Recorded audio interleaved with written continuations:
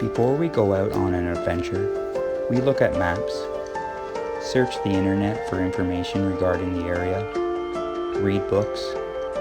We pack our gear, snacks and water, and head out with high hopes that we'll find what we were looking for. Sometimes it works out. Some adventures are really easy and everything that we searched was correct.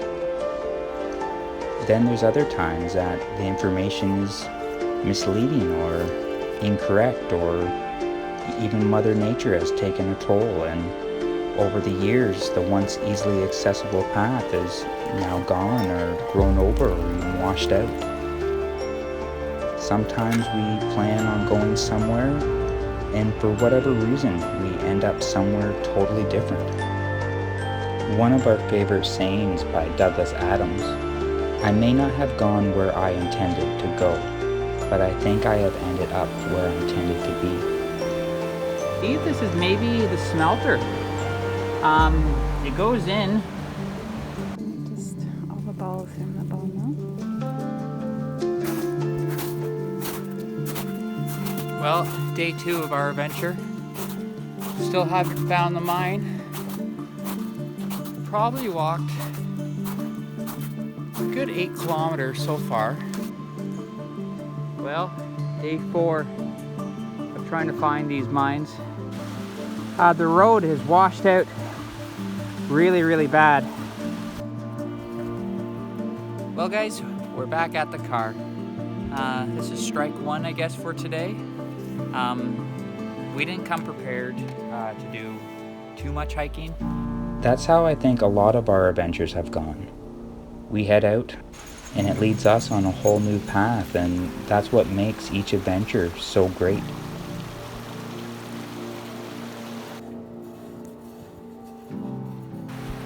That's the type of adventure we're on today. We started off looking for the oldest Lode mine in British Columbia. Like always, And very hard even to though we didn't capture how find steep that, it is. We are we trying to find a discovered mine so many We're new pretty much places, on which top of the opened up so mountain. many I'll scan new up. stories. You can see across there. So we are getting to the top of the mountain that we're climbing. So stay tuned, and hopefully we'll find the mine.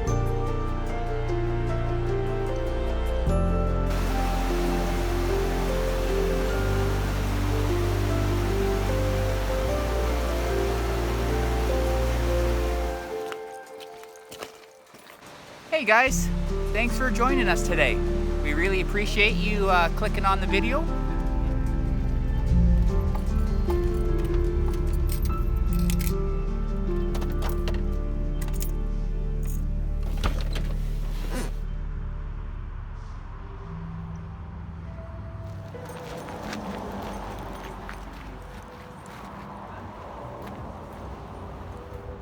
So today we're going to be exploring a little bit of basically the old highway here that would go up into Yale. Underneath here, the modern bridge is where the Kettle Valley Railway used to run. You can't see any the tracks or anything like that, but it would have run underneath on top of the pillars along with the road, and then it used to come up here. The modern day road now goes up the mountain there, and you can either go to Harrison and then this way to Yale, BC. But the old road used to run through here. On today's adventure, we're going to be exploring close to home, an area with great history dating back before the early 1800s. We're going to walk through an area where there was once some old native villages and stroll down some of the old highway. So it's incredible to think, you know, back in the day with just the cars and the trucks that they were using, them making their way down this extremely steep hill here. Spin around. Where we're going to walk to where we think the mine is, there is quite a few vehicles that have been abandoned, and we're talking vehicles from the early 50s, possibly even older, that have been, basically they went off the road, and that's where they've been left. I can imagine back in the day that, you know, tow trucks probably weren't, you know, available like they are today, and even the cost of possibly getting one would probably be worth more than the car would be. But we'll continue on with our hike. This is the Fraser River. We are early spring, and the river is rising, so eventually it will be hard to get over to this area. So let's continue on with our journey, and we'll see what we find.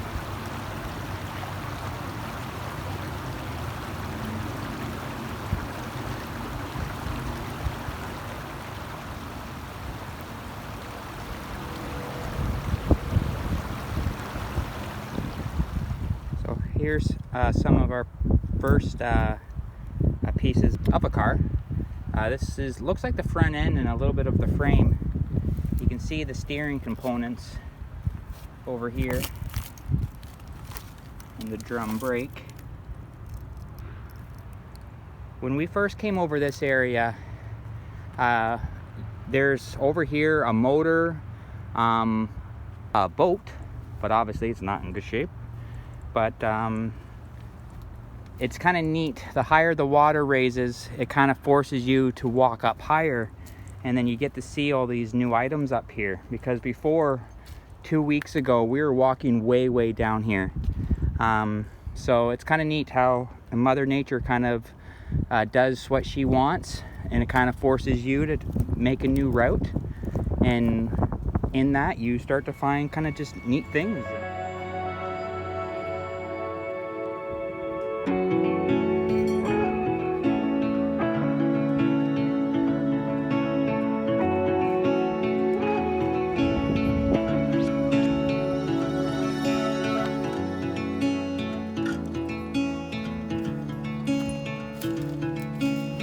Well, the water is flowing pretty deep. The other day we made a little makeshift bridge there, but we don't want to get wet feet. So I got my boots off. I'm going to help Chyanne across and continue on with our adventure.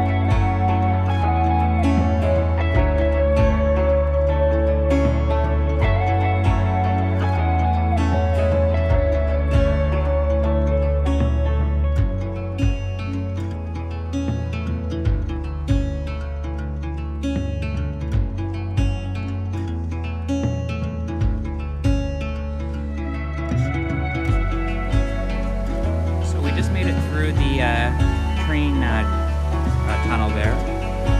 There's actually some interesting stories. There used to be a lady who actually lived around this area and had a farm around this area. Her name was Connie Ross. People would say that they would see her leading some of her cattle through the train tunnels, which is pretty interesting. Supposedly she was quite the woman, so much so that they actually named a road after her, Ross Road. So that's just another interesting story to add to this really interesting area. So we'll be coming up soon to some of the first mining camps here, and we'll show you and everything along the way. So we'll see you then, guys. Alrighty, guys. Well, we are at the location of the original road. The road would actually come from right over there, and if you were to follow that road, you would continue your way and come up over the Hope transfer station. Going up this road, there's actually an old truck, and Chyanne will insert a photo. When people were trying to leave from the area, that's an extremely steep hill. We're not going to walk up it today because we've already gone that way. But the truck had a hard time getting out, so they threw a whole bunch of rock into the back of it, and still were extremely stuck. And unfortunately, they had to leave the truck there to where it still sits in today, which is really, really neat. The Murphy mine is the first recorded mine in British Columbia. The Murphy brothers in 1858 sank a shaft on a mineralized quartz vein, running into, I guess, water. They ended up doing a cross cut and running an adit pretty far in, a little over 800 feet, I believe, which is pretty amazing. The Murphy claim was actually the number one mining license under the Mineral Accordance in 1869. They actually shipped their material to Swansea, Wales, a lot like the Eureka and Victoria mine. Since then, there's been a lot of mining in the area, and it was worked up to, I think, about the 90s, early 90s. The claim, I believe they call it the Margie claim, is on lot 27. And they say that a lot of the work was done in and around the adit. Supposedly, it runs underneath the now CPR railroad, which would have been amazing to find. But after more research, we're pretty much sure, and we'll show you where we think it is, that it's been backfilled with gravel. One report that Chyanne read, she did read that. With the maps that we have and a little bit of info, I think she is probably right. But looking for all that is how we found all this other really neat stuff. We're just making our way down, all the way down to basically I guess you could say the last camp or the first camp, all depends on which way you're coming from. And then we're gonna make our way back. So we'll touch base with you guys when we get there.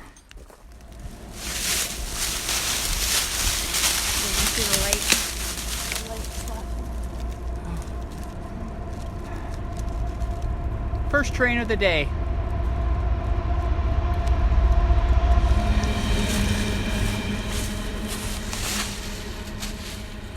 Oh, that was a long train today. Well, seeing that was our first one for today, we can kind of count on that maybe we'll see another one in about 20 minutes. So we're just making our way down from the railroad tracks. Tracks are to the right. And this is where the main camp is. Yeah, it's okay. You go whatever, which way. Just don't trip. A lot of brush. Well, welcome guys to the area that we're exploring. We think that this is the Margie claim. The dump truck over here has a tag on it from 1989. So that's the last time it was registered, which would make sense to when they said that last time they were here mining. Alrighty, guys. Over here at the trommel.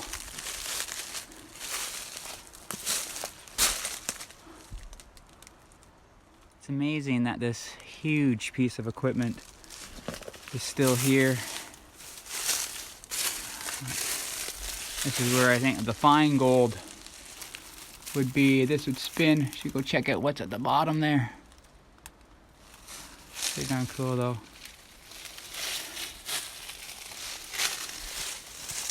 So let's make our way up this ladder here and get a better look at it.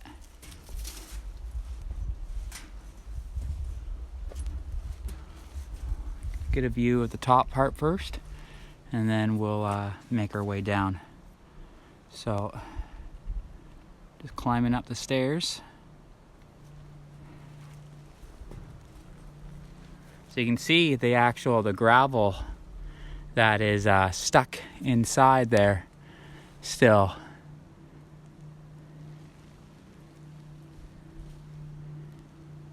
And kind of looks like what would spin it is and basically one rear end or two, yeah, and one rear end of a truck that is hooked. You gotta walk across here. Ooh, that's really broken. There's the rear end, which is hooked into a gear, which is into a big electrical motor. Across here.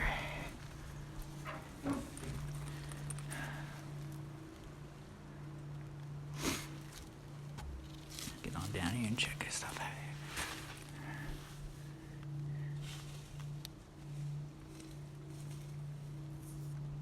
Don't see any name plates or anything yet, but you can see here where they have water, some of the old rubber hose, and looks like you could fit and plug like a garden hose in here, probably just to help clean out the plant. Just stepping up and over. I know it's a little weak over here, but just make my way over here. I know one of these is kind of weak, so I gotta be careful. Made in England. Revo.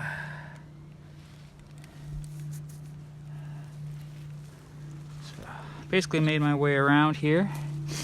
This is kind of looks like this is where they would feed the material into here, and then it would make its way through here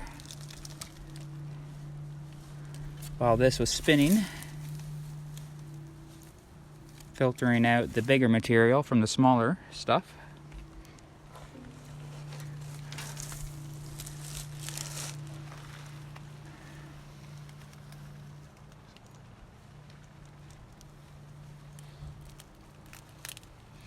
This is definitely kind of a redneck type setup with the rear end from the truck and stuff, which is pretty neat.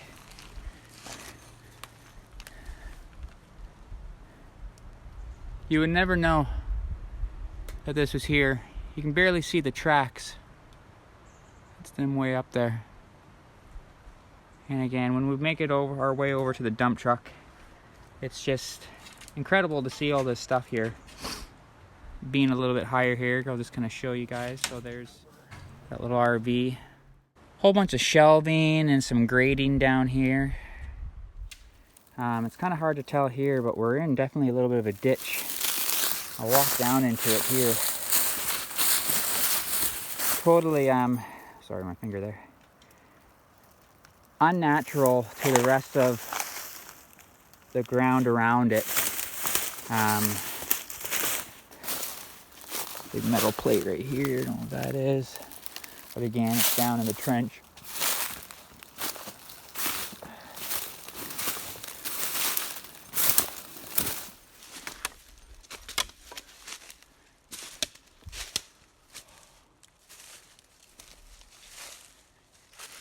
There she is. Beautiful Chevy dump truck.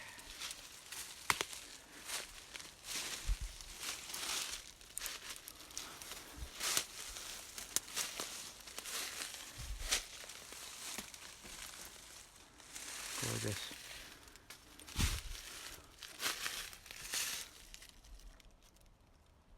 Carter Machine Works Limited, New Westminster.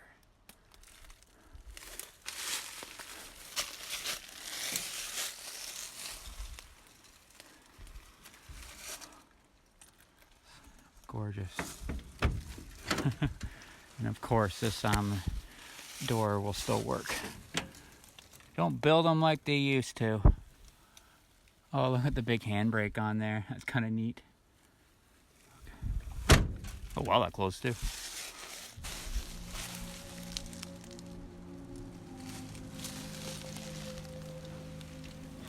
The old Chevy symbol.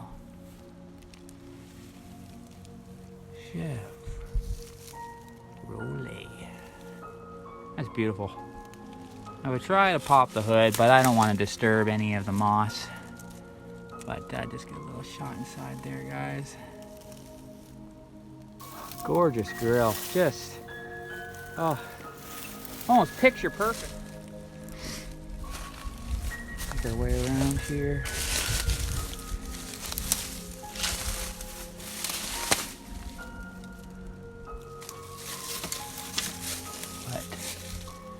Beautiful, just gorgeous truck.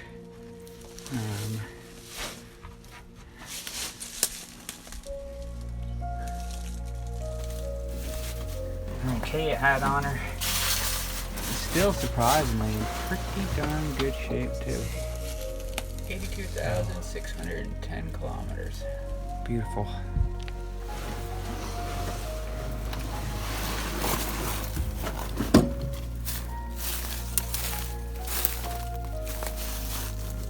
Transmission's been dry shafts dangling.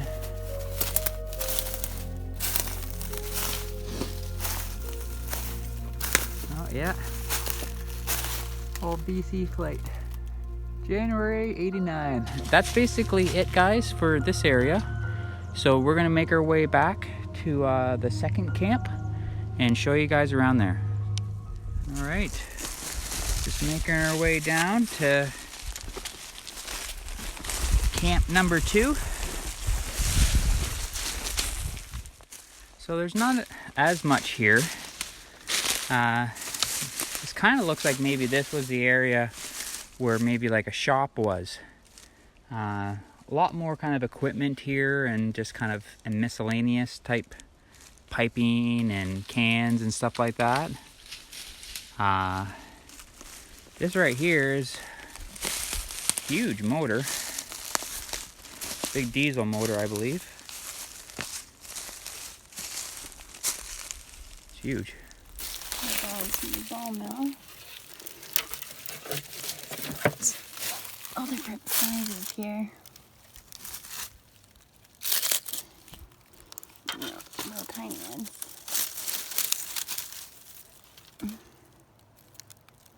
Can we? And then I think over here is the ball mill. So we'll take a look at that. This is a recent bear poo right here. As you can see, she's a good size. And we'll just carry on over this way.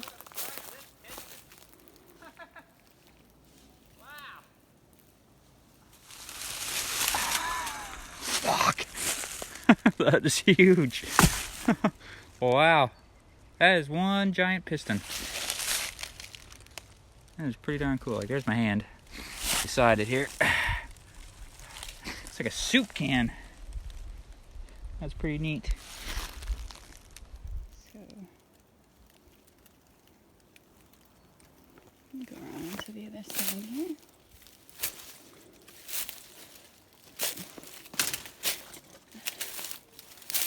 Go up here.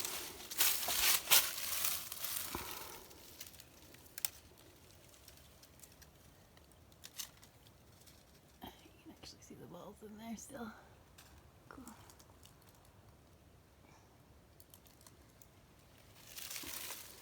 Neat.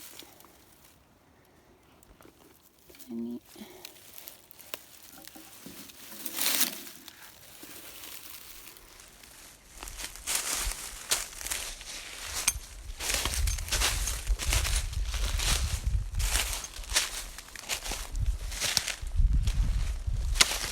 There's a lot of stuff around here. Oh, I got some stinging nettle on my leg. Tires and hoses and just big metal containers. Quite a few engine parts and components. There's another one over here. The all-important outhouse.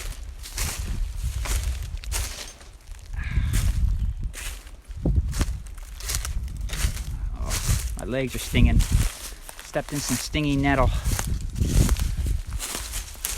But this isn't definitely from, you know, the 1800s, but probably from the 80s and 90s when they were working here.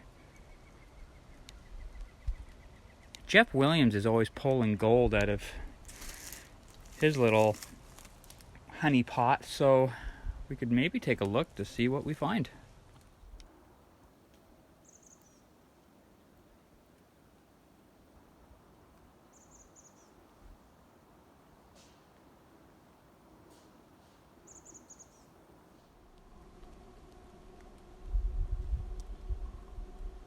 Oh, that's on the other side of the track.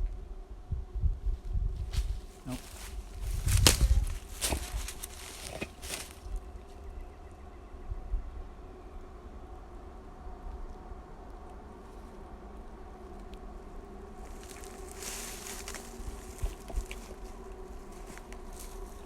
We got another train, probably about 20 minutes. A little bit later than the last one.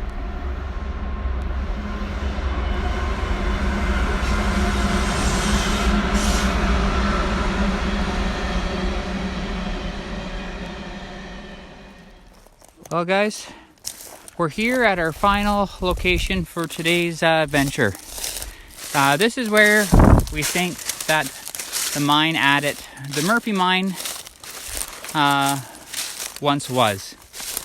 On the map, it makes sense because we are definitely at a rock face on the other side of the track. And then they said it would be directly over here. So there is other equipment down here. I'll show you that when we get down here. But we think that the adit is somewhere right here. Right in here. Get down, you can kind of see it better. But this definitely has kind of the characteristics of, because it's just hill there, so it looks like this is where it would go in. If you do go and kind of crawl around in there, you can feel a little bit of cold air coming out. And kind of how it does look like, you can almost kind of imagine there being tracks here once upon a time and work its way out over there. This is another mining camp. Back in the 80s, people used to complain about the tailings pond, which is over here. You can tell it's this huge little, just this huge area that's completely dug out, and basically like a gravel on the bottom. And people would complain about the toxic looking substance that was in there. So they ended up cleaning that stuff up, but they left all this equipment here, which would have been probably quite the job to get all this out.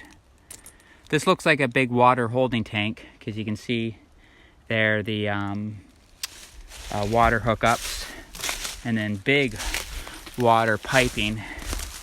Wouldn't have been a problem to get water here, being so close to the Fraser River, and then with all the runoff too coming down the mountain, it kind of looks like where they maybe got the water for here.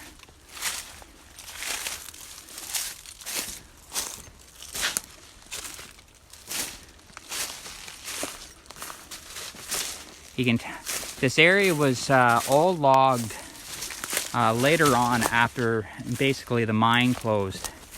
Back then, miners didn't see the value in all the Douglas firs on the Fraser River.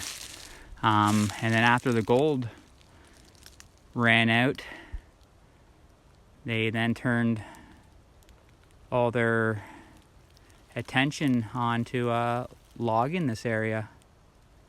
But lots of equipment still here. The Fraser River is just through here.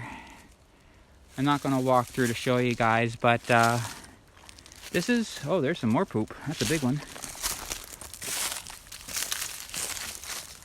Pretty sure that wasn't there. Yeah, that looks really fresh, actually. Yeah, it's pretty soft. That's wet. So, try to get back up with Chyanne. She's up looking on the other side, hoping that we'll find something. But, you know, some people would ask, you know, why would you come here 3 or 4 times if you are pretty positive that it's closed? And, you know, this isn't a huge mine, and, you know, it doesn't have multiple levels or anything like that. But the way we look at it, the small ones, I think, well, Chyanne would agree, are just as important to document and to film. Because the people that owned these mines, that worked here, you know, they were a lot like just, you know, Chyanne and I.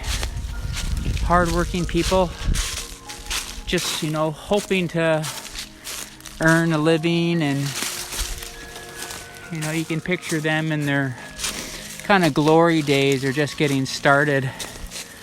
The high hopes they would have, and, you know, on the good days, things would probably feel pretty good. Hearing the trains go by, the possibility of striking it rich, you know, that's what kept these people going. Small mining companies supporting small, you know, small families, and,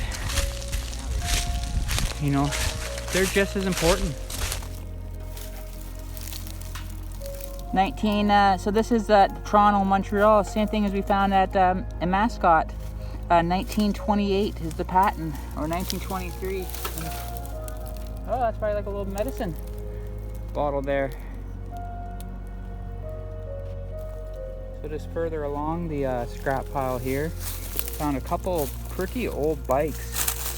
This is an old CCM, built in Ontario, but you can see the CCM, and the front badge is completely torn off, but it says Weston.